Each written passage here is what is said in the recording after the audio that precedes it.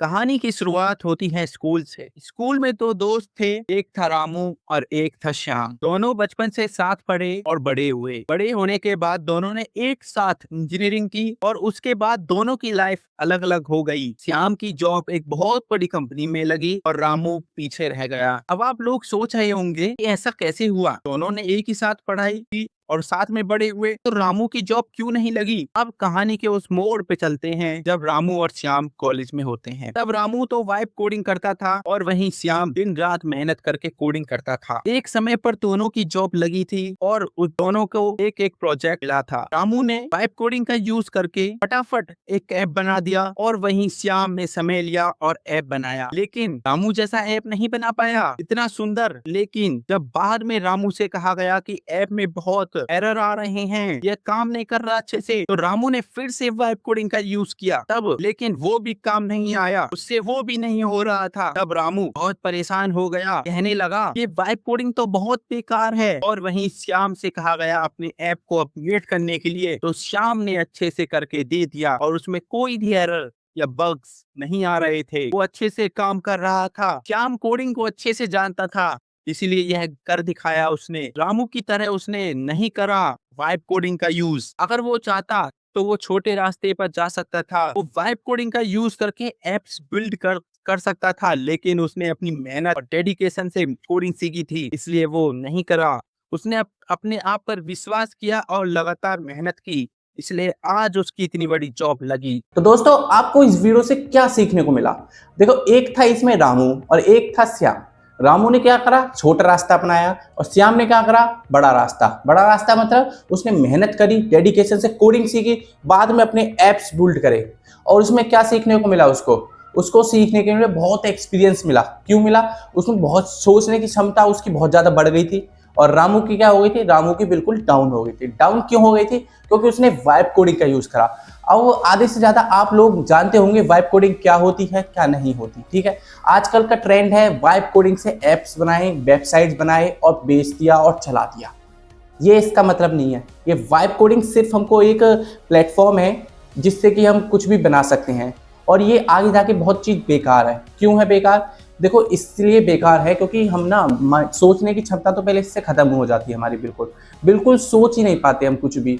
और क्या है इसमें हम, और देखो इसमें हम ना बिल्कुल छोटे छोटे टास्क भी इससे करवा देते हैं। हर चीज़ जो भी होती है ना, वही हम चैट जीपीटी से पूछ लेते हैं या किसी और एआई से पूछ लेते हैं। हर चीज़ एआई से पूछ रहे हैं। ठीक है, इसलिए ये बहुत ज़्यादा खतरनाक है। अगर आपको मेहनत करनी है, कुछ आगे बढ़ना है, फ्यूचर में कुछ अचीवमेंट हासिल करनी है, तो आप अभी मेहनत करो, कोडिंग सीखो। अगर आपको कोई कोडिंग प्लेटफॉर्म नहीं मिल रहा तो हमारे यूट्यूब चैनल पे जाओ, उस पर डाटा प्रोग्रामिंग का कोर्स है, अभी चल रहा है, वो लॉन्च है।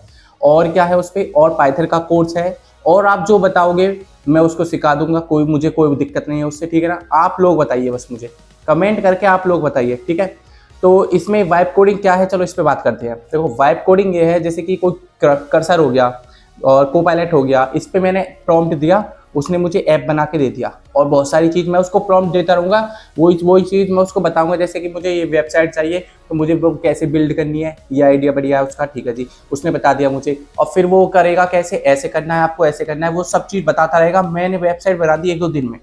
वो ही वेबसाइट बन रही है 1 महीने में, और वो ही वेबसाइट बना रहे हो आप सिर्फ 2 दिन में।